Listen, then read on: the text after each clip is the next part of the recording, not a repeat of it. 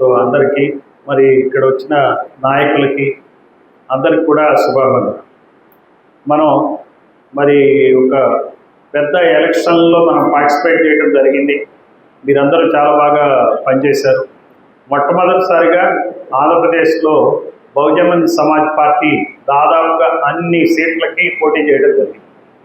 ఈ రకంగా ఇంత ప్రణాళికాబద్ధంగా ప్రచారం చేస్తూ మన పార్టీ మునుపెన్నడూ లేని విధంగా పనిచేసిందని ఖచ్చితంగా నేను చెప్పగలను. ఈ సమయంలో నేను బహుజన్ సమాజ్ పార్టీలో చేరడం అనేది నా అదృష్టంగా భావిస్తున్నాను. మనమంతా కోట్లున్న మనుషులం కావు, మనకి కోట్లు లేవు. కాబట్టి కోట్లున్న పార్టీల తీరే వేరు, మంది వేరు. ఈ కోట్లు ఖర్చు పెట్టి, వేల కోట్లు ఖర్చు పెట్టి గెలిచిన పార్టీలు కానీ ఓడిన పార్టీలు కానీ వాళ్ళ యొక్క ఎన్నికల మీద ఈ రకంగా ఎక్కడా కూడా సమీక్ష చేసుకోరు. అవునంటారు కదా, మనలాగా కలిసి మాట్లాడుకునేది, మరి పార్టీ పరంగా మనం ఎలా ప్రవర్తించాలి, ఏం చేయాలి అనేటువంటి ఒక సమీక్ష చేయటం కానీ, లేకపోతే ముందుకు ఎలా వెళ్ళాలని అనుకోవడం కానీ ఏ పార్టీ కూడా చేయదు. అది ఈ రోజున రాష్ట్రంలో, ఆంధ్రప్రదేశ్లో ఒకే ఒక్క పార్టీ అట్లా చేసింది, బహుజన్ సమాజ్ పార్టీ. మనం కౌంటింగ్ ముందే కూడా కలిసాం. మీకు చాలామంది వచ్చారు, మీరు విజయవాడ కౌంటింగ్ ముందు చాలామంది కౌంటింగ్లు ఏమవుద్దా అని చెప్పి వాళ్ళు భయపడతా రకరకాలైనటువంటి ఊహాగానాలతో వాళ్ళు ఉంటే, మనం ఏమిటి అని తెలుసుకోవడానికి, మనం ఏం జరిగింది, ఎలా జరిగింది అని తెలుసుకోవడానికి మనం కలిసాం. అయితే ఒక ప్రణాళికాబద్ధంగా ఒక పార్టీని ఎట్లా నడపాలి, ఏం చేయాలి అనే దానిలో మన రాష్ట్ర అధ్యక్షులు పరంజ్యోతి గారికి ఉన్నటువంటి అవగాహన, వారికి ఉన్నటువంటి ఆలోచన, కాంశీరామ్ గారి మార్గంలో మనం వెళ్ళటానికి ఆయన మన వెనకుండి నడిపించడం అనేది చాలా గొప్ప విషయం. ఈ రకంగా మనం అందరం కూడా మన రాష్ట్ర అధ్యక్షులు పరంజ్యోతి గారికి ధన్యవాదాలు తెలియజేయాలి. సో మన దగ్గర మరి జడ్జి గారు, గురప్ప గారు ఉన్నారు, ఇంకా చాలామంది అనుభవజ్ఞులైనటువంటి నాయకులు ఉన్నారు. అంతేకాకుండా ఒక యువ నాయకుడు మనకు ఉన్నాడు. మన బహుజన్ సమాజ్ పార్టీకి రేపొద్దున రాష్ట్ర స్థాయిలో ఒక పేరు, ఒక గొప్ప పాత్ర పోషించే విధంగా ఆంధ్రప్రదేశ్ రాజకీయాల్లో ఒక గొప్ప యువజన నాయకుడు ఉన్నాడు. ఆయన మన గౌతమ్ కుమార్ గారు.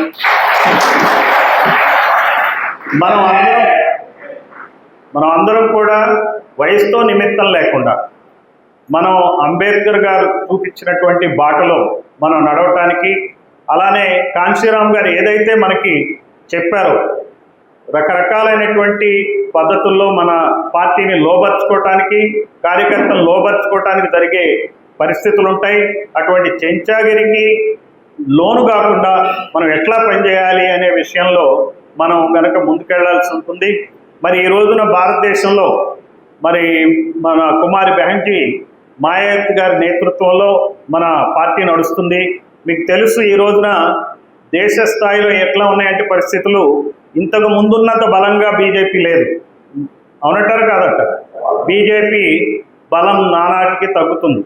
ఎందుకు తగ్గుద్దంటే ఈ పార్టీలకి ప్రజాసేవ చేసేటువంటి లక్షణం ఉండదు, వాళ్ళ యొక్క వర్గ ప్రయోజనాలను చూసుకునే లక్షణం ఉంటుంది.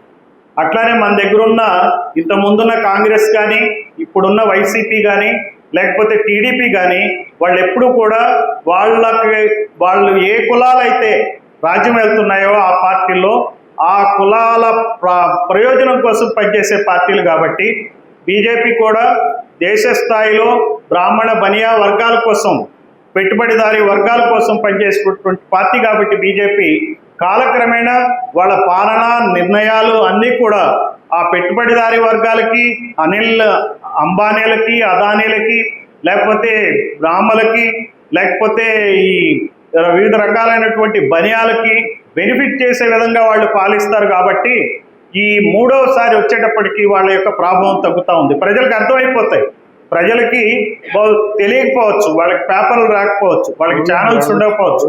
కానీ ఈ ఛానల్స్ లేని రోజుల్లో కూడా, మీడియా లేని రోజుల్లో కూడా ప్రజలకి పాలకుడు ఎట్లా పనిచేస్తున్నాడు అనేది ప్రజలకు తెలుస్తూనే ఉంటుంది. అందులో భాగంగానే ఈ సామాన్యమైనటువంటి ప్రజలు ఎవరైతే బీసీ, ఎస్సీ, ఎస్టీ, మైనారిటీలు కాదు, అట్లానే అగ్రవర్ణాల్లోని పేదలకు కూడా తెలుసు ఈ నిరుద్యోగం పెరిగిపోవటం కానీ, ఈ పేపర్ లీక్లు అవ్వటం కానీ, శాంతి భద్రతలు పొరబడటం కానీ, లేకపోతే ఇంకెన్నంటే అన్ని ఉన్నాయి. ఈ రోజున బీజేపీ దేశ స్థాయిలో బీజేపీ ప్రభుత్వంలో జరిగేటువంటి అవకతవకలు, అసమర్థ పాలన, అవినీతి పాలన మునిపెన్నడూ లేని విధంగా జరుగుతుంది. ఇదే బీజేపీ ఏం చేసింది, ఈ రోజున ఎలక్టోరల్ ఫండ్స్ రూపంలో వేల కోట్ల రూపాయలు తీసుకుంది. మన పార్టీ బహుజన్ సమాజ్ పార్టీ ఒక్కటే ఈ రకమైనటువంటి కార్పొరేట్ హౌసెస్ నుంచి ఎలక్టోరల్ బాండ్స్ తీసుకుంది. అది ఈ విషయం మనం ప్రజలకు చెప్పాలి. ఆ దృష్టితో మనం మన పార్టీ యొక్క గొప్పతనాన్ని చెప్పాలి. ఈ రోజున మనకి కార్పొరేట్ ఫండింగ్ కావాలంటే వేల కోట్లు వస్తాయి, అది పెద్ద సమస్య కాదు. కాకపోతే కాంశీరామ్ గారు నిర్దేశించింది ఏమిటంటే, ఎప్పుడైతే ఒక పెట్టుబడిదారీ వర్గం నుంచి మనం పైసలు ఆశిస్తామో వాళ్ళ యొక్క ప్రయోజనాలను ఖచ్చితంగా కాపాడాల్సి ఉంటుంది. క్విడ్ ప్రోకో అనేది 1984లోనే 1984లోనే కాంశీరామ్ గారు చెప్పారు. అసలు ఆయన ఎంత దూరంగా ఆలోచించి చెప్పారో చెప్పండి.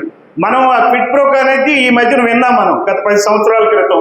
ఎవరు ఆయన క్విడ్ ప్రోకోకి? మన రాష్ట్రంలో గొప్ప నాయకుడు ఉన్నాడు, ఆయన పేరు చెప్పండి మీరు. జగన్మోహన్ రెడ్డి. చూడండి, జగన్మోహన్ రెడ్డి క్విడ్ ప్రోకో సిద్ధాంతంలో ఒక సీఎం కొడుకుగా ఉండి అక్కడ మన బెంగళూరు ప్యాలెస్లో ఉండి విపరీతమైన అవినీతికి పాల్పడ్డాడు. మరి ఆయనేమి ఆ రకంగా కేసుల్లో ఇరుక్కున్నా కానీ ఏం చేశాడు? ఎప్పుడైతే ఒక అసమర్థ పాలన జరుగుతూ ఉందో, ఒక అసమర్థమైనటువంటి పాలన చేస్తున్నటువంటి చంద్రబాబు హయాంలో ప్రజలు పాదయాత్ర చేయడం ద్వారా ప్రజల్లో చంద్రబాబు మీద ఉన్న వ్యతిరేకతతో మళ్ళీ జగన్నే గెలిపించాల్సి వచ్చింది. అది కూడా చూడండి, తప్పని పరిస్థితుల్లో ఇతన్నా ఎవరిని గెలిపించాలా, ఎవరిని? ఇప్పుడు ఎలా ఉందంటే మన ప్రజల పరిస్థితి ఎట్లుందంటే, ఉన్నవాడిని దించడమే ఏకైక లక్ష్యంగా భావిస్తున్నారు. అందుకనే నేషనల్ లెవెల్లో కూడా బీజేపీని దించడం ఎలా అని ఆలోచిస్తూ బీజేపీ యొక్క స్థానాలు గణనీయంగా తగ్గుతున్నాయి. ఇప్పుడు 240 ఎంపీ సీట్లతో బీజేపీ అటు చంద్రబాబుతో ఇటు నితీష్ కుమార్ మీద ఆధారపడాల్సిన అవసరం ఏర్పడింది. చాలా బలవంతుడైన నాయకుడు దేశంలో విదేశాల్లో అనుకున్న మోడీకి ఇప్పుడు ఆ పరిస్థితి లేదు. ఆయన వీళ్ళ మీద ఆధారపడాల్సిన పరిస్థితి ఏర్పడింది. అలానే ఇక్కడ కూడా ఈ రోజున ప్రజలు ఏం చేశారంటే 164 సీట్లలో జగన్ ఓడించారు. ఇక్కడ ఆ 164 సీట్లలో చంద్రబాబుని గెలిపించింది కాదు, 164 సీట్లలో జగన్మోహన్ రెడ్డిని ప్రజలు ఓడించారు. అది గుర్తుపెట్టుకోవాలా. జగన్మోహన్ రెడ్డికి ఆ 11 సీట్లు రావడానికి ఆయన పెట్టిన ఖర్చు ఎంతో తెలుసా మీకు? 11,000 కోట్లు. 11,000 కోట్లు ఖర్చు పెట్టి 11 సీట్లు తెచ్చుకున్నాడు. ఆ తెచ్చుకున్న మహానుభావులు ఎవరు? గెలిచిన మహానుభావులు ఎవరు మీకు తెలుసు. ఒక పక్క జగన్మోహన్ రెడ్డి, ఇంకో పక్క ఎవరు?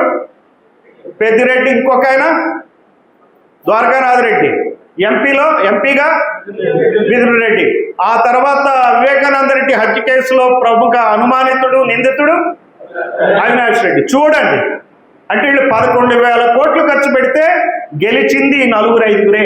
సరే, 2 ఎస్సీలు 2 ఎస్టీలు గెలవచ్చు అక్కడున్న పరిస్థితులను బట్టి. నేను అనేది ఏంటంటే 164 సీట్లలో జగన్మోహన్ రెడ్డిని ప్రజలు ఓడించారు. అంతకుముందు 151 సీట్లలో 151 సీట్లలో ఎవరిని ఓడించారు చెప్పండి? చంద్రబాబును ఓడించారు. ప్రజలు ఓడిస్తున్నారు, వీళ్ళు గెలవట్లా. అది మనం గుర్తుపెట్టుకోవాలా, ప్రజలకు చెప్పాలా. ప్రజలు జగన్మోహన్ రెడ్డిని 164 సీట్లలో ఓడించారు. ఈ 2024 ఎన్నికల్లో. 2019 ఎన్నికల్లో చంద్రబాబుని ఎన్ని సీట్లలో ఓడించారంటే 151 సీట్లలో ఓడించారు. అంతేగాని జగన్మోహన్ రెడ్డి ఏమనుకున్నాడు? నేను 151 సీట్లలో గెలిచా కాబట్టి నాకు ఎదురే లేదనుకున్నాడు. అవునంటారు కాదంటారు? చంద్రబాబు పని అయిపోయింది అనుకుంటాడు అన్నాడు. నిజంగా అయిపోయింది కూడా. చంద్రబాబు పని నిజంగానే అయిపోయింది. బతికించిన వాడు ఎవరు చంద్రబాబుని? జగన్మోహన్ రెడ్డి. జగన్మోహన్ రెడ్డి తన నిరంకుశమైన పాలనతో చేశాడు. నిరంకుశమైన పాలన ఎందుకు? జగన్మోహన్ రెడ్డి బాబాయ్ చనిపోయాడు, ఆయన వివేకానంద రెడ్డి. మరి వివేకానంద రెడ్డిని ఎవరు చంపారో 5 సంవత్సరాలుగా చీఫ్ మినిస్టర్ ఉన్న వ్యక్తి పట్టుకోకపోతే అటువంటి చీఫ్ మినిస్టర్ ప్రజలకు అవసరమా నాకు చెప్పండి. మీ ఊళ్ళో దొంగతనం జరుగుద్దండి, ఆ దొంగను పట్టుకోలేదనుకోండి, మీరు ఎస్ఐని ఏమంటారు? ఈ ఎస్ఐ చేత కాదంట. ఒక మర్డర్ జరిగింది, ఆ ఇన్స్పెక్టర్కి ఏమని చెప్తారు? ఇతను చేత కాదండి, మా ఈ హత్యలో ముద్దాయిలు పట్టుకోవట్లేదంటారు. మరి ఇక్కడ సొంత బాబాయ్ చనిపోతే ముద్దాయిలు ఎవరో తేలని పరిస్థితుల్లో ఉందంటే అతను ఏ రకమైన చీఫ్ మినిస్టర్? ప్రజలకు అది అర్థమవుతుంది. అరే నిజమో అబద్ధమో సత్యం తెలియాలని చూస్తారు కదా ప్రజలు. ఇన్వెస్టిగేషన్ అంటే మాకు చెప్పేది ఏంటంటే, నేను పోలీస్ ఆఫీసర్గా చెప్తున్నాను, సత్య శోధన. సత్య శోధన అంటే నిజాన్ని వెలికి తీయటం. ఈ వివేకానంద రెడ్డి మామూలుగా గుండెపోటుతో చచ్చిపోయాడా, లేకపోతే గొడ్డల పొడితో చచ్చిపోయాడా, లేకపోతే ఆయన ఏదో అనుకుంటే అలా చనిపోయాడు? ఏదో తేల్చాలి కదా ఈ వ్యవస్థ. లేకపోతే తేల్చలేని వ్యవస్థ మనకి ఎందుకు అని ఎందుకు అనుకుంటారంటే ప్రజలు, వాళ్ళకే దిక్కు లేకపోతే మన పరిస్థితి ఏంటి? ప్రజల్లో తెలియకుండా అటువంటి అనుమానాలు వస్తాయి. అలాగే ఈయన నిన్న చూసాం మనం వినుకొండలో జగన్మోహన్ రెడ్డి పర్యటన మీరు చూశారు. చూసేటప్పుడు ప్రజలు ఉవ్వెత్తున వచ్చారా? రెస్పాన్స్ వచ్చింది. అక్కడ ఒక మైనారిటీ వ్యక్తిని చంపారు, చంపింది కూడా మైనారిటీ వ్యక్తి. ఆమె రైట్ ఆర్ రాంగ్? కరెక్టే కదా. సో దానప్పుడు ఆయన ఏం మాట్లాడాడు? చాలా ఆవేశంగా మాట్లాడాడు, బాధగా మాట్లాడాడు. కానీ ఆయన హయాంలో ఎవరెవరు చనిపోయారు? మనకి డాక్టర్ సుధాకర్ దళితుడు చనిపోయాడు, ఎస్సీ, కరెక్ట్. తర్వాత ఇంకో దళితుడిని సుబ్రహ్మణ్యం గారిని ఏం చేశారు? డోర్ డెలివరీ ప్యాక్ చేసి ఇంటికి డోర్ డెలివరీ చేశారు. తర్వాత ఈ ఆయన మీద కోడికత్తి సీను ఉన్నాడు, ఆయన 5 సంవత్సరాల పాటు జైల్లోనే మగ్గాడు. అలానే ఎంతోమంది బీసీలు చనిపోయారు ఆ రోజున. ఒక ఎంపీని కూడా కస్టడీలో కొట్టారని చెప్పేటువంటి ఆరోపణలతో ఈరోజు కేసు రిజిస్టర్ అయింది. చూడండి, అంటే అంత నిరంకుశత్వాన్ని మన ఆంధ్రప్రదేశ్ ప్రజలు భరించరు. చదువుకున్న రెడ్లు కానీ, చదువుకున్న కమ్మలు కానీ, ఒక పద్ధతి ఉన్న వ్యక్తులు కానీ, ఎస్సీలు కానీ, ఎస్టీలు కానీ, బీసీలు కానీ, మైనారిటీలు కానీ ఇలాంటి అక్రమాలు జరుగుతుంటే ఖచ్చితంగా భరించరు. అలాగే తెలుగుదేశం హయాంలో ఒక చుండూరు తీసుకోండి, ఒక కారంచేడు తీసుకోండి. మరి ఆ ప్రభుత్వాలను ఎప్పుడైతే అన్యాయాలు చేశారో ప్రజలు ఏం చేస్తున్నారంటే ఇంతకాలం అన్యాయాలు చేసిన ప్రభుత్వాలని దించుతున్నారు. అంతేగాని గెలిచిన వాడు నేను గెలిచా అని జబ్బలు తరుచుకుని చెప్పుకునే పరిస్థితి ఏం లేదు. గెలిచేవాడు కూడా ఎన్ని కోట్లు ఖర్చు పెడుతున్నాడు? చంద్రబాబు నాయుడు మొన్న ఎలక్షన్లో 10,000 కోట్లు ఖర్చు పెడితే కానీ గెలవల. తాను గెలుస్తానో గెలవనో అని భయం పట్టుకుని ఢిల్లీలో 3 రోజులు క్యాంప్ చేశాడు, తిరిగాడు. అవునంటారు కాదంటారు? మోడీ ఇంటర్వ్యూ దొరకల, తెలుసు కదా మన అందరికీ. అమిత్ షా చుట్టూ తిరిగాడు. సో మొత్తం మీద అలయన్స్ చేసుకుని వస్తే కానీ ఇక్కడ తాను మామూలు క్యాంపెయిన్ నిర్వహించుకోలేని పరిస్థితుల్లో చంద్రబాబు నాయుడు ఉన్నాడు. డబ్బులు పంచడానికి అడ్డం రాకూడదు యంత్రాంగం, డబ్బులు పంచాలి. వాళ్ళ నాయకుల్ని అరెస్ట్ చేయకూడదు. ఈ 2 కారణాల చేత సో బీజేపీతో సంధి చేసుకుని ఆయన ఎలక్షన్లో కంటెస్ట్ చేశాడు. అంటే మనం గమనించాల్సింది ఏంటంటే ఈ రోజున పాలకులు ఎవరైనా సరే వాళ్ళ యొక్క మాయలో మనం పడొద్దు. చంద్రబాబు మంచోడా, జగన్ మంచోడా, చంద్రబాబు కన్నా జగన్ మంచోడని, జగన్ కన్నా చంద్రబాబు మంచి, ఇవి మనకు అనవసరం.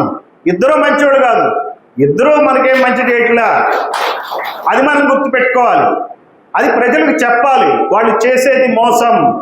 వాళ్ళంతా ఏం చేస్తున్నారంటే మార్కెట్లో వాళ్ళిద్దరినే ప్రత్యర్థుల కింద చూపిస్తూ, మనం ఇండియా పాకిస్తాన్ మ్యాచ్ చూస్తాం కదా, India Pakistan match, cricket match చూసినప్పుడు మనం ఏం చేస్తాం? ఇండియా గెలుస్తా పాకిస్తాన్ గెలుస్తా అని మన స్పెక్టేటర్స్ లాగా తయారవుతాం. వాళ్ళు మనల్ని రాజకీయ చదరంగంలో మనల్ని పావులు చేసి మనల్ని స్పెక్టేటర్స్ చేస్తున్నారు. అంటే వాళ్ళ ఆటను చూసేవాళ్ళుగా చేస్తున్నారు. వాళ్ళ ఆట ఆడుతున్నారు, ఒక ఎలక్షన్లో పార్టిసిపేట్ చేస్తున్నారు, దానికి డబ్బులు ఇస్తున్నారు, సారాయి పోస్తున్నారు, రకరకాలైనటువంటి భయపెడుతున్నారు. ఎన్నో రకాలుగా చేసి వాళ్ళు గెలుస్తుంటే మనం ఏమవుతున్నాం? ఆట అయిపోయినాక ఓహో ఇతను గెలిచాడు, అతను గెలిచాడు అనుకో. మనం గెలవట్లా, మనం ఎప్పుడూ ఓడిపోతున్నాం. ఆంధ్రప్రదేశ్ రాష్ట్రంలో ప్రజలు ఎప్పుడూ ఓడిపోతున్నారు. గత 4-5 ఎలక్షన్లు అయితే భయంకరంగా ప్రజలు ఓడిపోతున్నారు. అందుకనే ప్రజల కసితో ఉన్న పాలకుడిని 151 సీట్లు ఇచ్చో 164 సీట్లు ఇచ్చో ఓడిస్తున్నారు. ఇది మనం బహుజన సమాజ్ పార్టీ తరఫున మనం కార్యకర్తలకు మనం అర్థం చేసుకోవాలా, మనం ధైర్యంగా ఉండాలా, ఆత్మస్థైర్యంతో ఉండాలా, అవగాహనతో ఉండాలా. వీళ్ళు మన ఓట్ బ్యాంకులు కొల్లగొడుతున్నారు, అది చెప్పాలా. టీడీపీ పార్టీ బీసీల పార్టీ అని చెప్పి బీసీ ఓట్ బ్యాంకును వాడుకుంటుంది. ఈ రోజున టీడీపీ ఏం చేసింది, మన మేనిఫెస్టోలో ఏమేమి పెట్టింది అని మీకు తెలుసా? బీసీలకు పనికి వచ్చేది స్థానిక సంస్థల్లో 34% రిజర్వేషన్లు ఇస్తామంటున్నారు. అసెంబ్లీలో ఎమ్మెల్యే సీట్లకి 33 స్థానాలు రిజర్వ్ చేసి ఆ తీర్మానాన్ని కేంద్రానికి పంపుతామంటున్నారు. అలానే జనాభా తక్కువగా ఉన్న బీసీ కులాలకి నామినేటెడ్ పోస్టులు ఇస్తామని చెప్తున్నారు. ఇది ఆ మేనిఫెస్టో. ఈ మేనిఫెస్టో ఇస్తున్నారు. మరి ఆ మేనిఫెస్టో అమలు పరచాలంటే లెక్కలు తేల్చాలి కదా, కులాల లెక్కలు తేలాలిగా. రేపు కోర్టుకు వెళ్తే కోర్టు కొట్టేస్తుందిగా నీ లెక్కలు లేకుండా చేస్తే. మొన్నటికి మొన్న బీహార్లో నితీష్ కుమార్ ఈ జనాభా లెక్కలు చేశాడు, కులగణన చేశాడు. కులగణన చేస్తే ఎస్సీల శాతం 3% పెరిగింది, బీసీల శాతం 10% పెరిగింది. అంటే బీసీ ఎస్సీ ఎస్టీలు అందరూ కలిపి ఏకదం 65%కి వెళ్ళింది. అంటే 50 కన్నా 15% పెరిగింది. ఇది పెరిగితే వీళ్ళు ఎక్కువ మంది ఉన్నారని తెలిస్తే వీళ్ళు మన చేయి దాటిపోతారు, మనం ఈ డ్రామా ఆడలేము. రెడ్డి కమ్మ కులాల మధ్య ఏదైతే యుద్ధం జరుగుతుందో ఆ యుద్ధంలో ఉన్నటువంటి అసలు మాయ వీళ్ళకి అర్థమైపోతుంది. ఈ బీసీలకు అర్థమైతే బీసీలు టీడీపీతో ఉండరు. బీసీలకి ఎంత అన్యాయం టీడీపీ చేసిందో అనేది బీసీలకు అర్థమవుతుంది. అందుకనే కులగణన చేయరు. జనాభా తక్కువగా ఉన్న వాళ్ళకి నామినేటెడ్ పోస్టులు అంటున్నప్పుడు తక్కువ అనేది ఎలా తెలుస్తుందో లెక్క పెట్టకుండా నాకు చెప్పండి. 33% రిజర్వేషన్ ఇస్తే వాడంటే నువ్వు ఎట్లా, కోర్టులకు ప్రశ్నిస్తాయి నువ్వు ఎట్లా చేసేవాడు. అసలు అన్ని డేటా ఇస్తేనే కోర్టుల్లో బీసీలకి ఎస్సీలకి ఎస్టీలకి మైనారిటీలకి న్యాయం అందుతుందా అనేది మనం ఆలోచించాలి. ఎందుకంటే ఇంత చేసిన నితీష్ కుమార్ ఇచ్చినటువంటి ఆర్డర్ మీద కోర్టులో ఇప్పుడు ప్రతిష్టంభన ఏర్పడింది. అందువల్ల ఎక్కడికక్కడ బీసీలకి ఎస్సీలకి ఎస్టీలకి మైనారిటీలకి ఒక్కొక్కరికి ఒక్కొక్క కార్డు వాడుతున్నారు. ఇప్పుడు ఎస్సీ ఓట్ బ్యాంక్ని ఈ రోజున వైసీపీ, అంతకుముందు కాంగ్రెస్ కొట్టేసి వాళ్ళ చేతుల్లో పెట్టుకుంది. సో ఎస్సీ ఓట్ బ్యాంకును వాడుకుని మరి ఎస్సీలకి న్యాయం, రిజర్వేషన్ అంబేద్కర్ పుణ్యమా అని ఈ 63 నియోజకవర్గాలు మనకి ఇప్పుడు రాయలసీమ నెల్లూరు కలిపితే 63 నియోజకవర్గాలు. 63 నియోజకవర్గాల్లో 11 ఎస్సీ నియోజకవర్గాలు ఉన్నాయి. 11 ఎస్సీ నియోజకవర్గాల్లో ఏ నాయకుడినైనా ఎదగనిచ్చిందా కాంగ్రెస్ పార్టీ? నాకు చెప్పండి. మనం ఎవరికైనా చెప్పొచ్చా? చిత్తూరు జిల్లాలో మనకు నాయకుడు ఉన్నాడు, రెడ్లకి పెద్దిరెడ్డి ఉన్నట్టు ఎస్సీలకు ఎవరన్నా ఉన్నారా? రెడ్లకి పెద్దిరెడ్డి ఉన్నట్టు చిత్తూరు జిల్లాలో ఎస్సీలకు నాయకుడు ఎవరన్నా ఉన్నారా? ఈ కాంగ్రెస్ పార్టీ ఇన్నాళ్ళు పాలించి ఏం చేసింది? బీసీలకి పెద్దిరెడ్డి లాంటి నాయకుడు ఉన్నాడా చెప్పండి. కడపలో జగన్మోహన్ రెడ్డి రెడ్లకు ఉన్నట్టు అక్కడ ఎవరైనా ఎస్సీ నాయకుడు ఉన్నాడా? జేసీ దివాకర్ రెడ్డి ఉన్నట్టు అనంతపూర్లో అక్కడ ఎవరన్నా బీసీలకు కానీ ఎస్సీలకు కానీ ఎస్టీలకు కానీ, అసలు ఎస్టీలకి ఈ 63 నియోజకవర్గాల్లో ఒక